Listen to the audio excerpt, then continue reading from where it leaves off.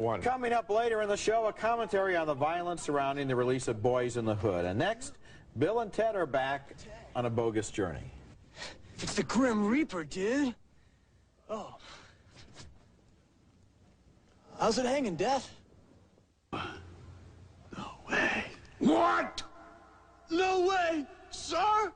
Those time-traveling party dudes are back in Bill and Ted's Bogus Journey, the sequel to the surprise 1989 smash hit Bill and Ted's Excellent Adventure, with Alex Winter and Keanu Reeves out to save the world from their evil twins this time, which are really robots assigned from the future to destroy Bill and Ted. Ted, if you're really me, how many fingers am I about to hold up? 3. Whoa! You're right!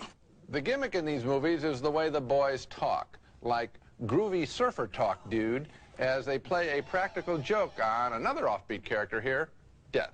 Excuse us, dude, but your shoes are untied. Oh. To defeat the bad guys, the ghostly Bill and Ted, who have been rendered invisible, try to get some help as Ted possesses the mind and body of his uptight police officer father. Whoa. Okay, dudes. I mean, fellow policemen. My son, Ted Theodore Logan, and his friend, Bill S. Preston, Esquire, have been murdered and replaced by evil robots from the future. You totally did it, dude. I totally possessed my dad.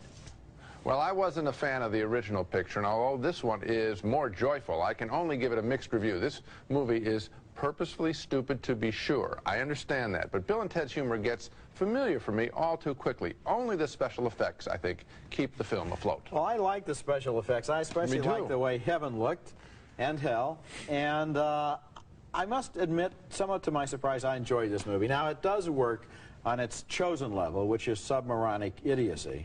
Works on that level very well, but I think there were other levels a little more sophisticated in the film. The whole character of Death and the way he's portrayed in this movie, the Grim Reaper looking at various choices in the scythe department of the hardware store, for example, or his embarrassment when he loses his contest and has to go along with these guys as their assistant, is very funny. That whole character and everything he does is funny.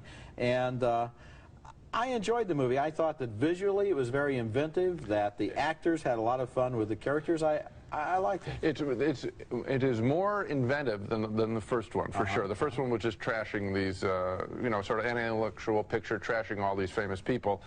This film has some joy in the special effects, but boy, I just thought the jokes were all of a piece, and I didn't enjoy them that much. Okay, when we come back, a memory-drenched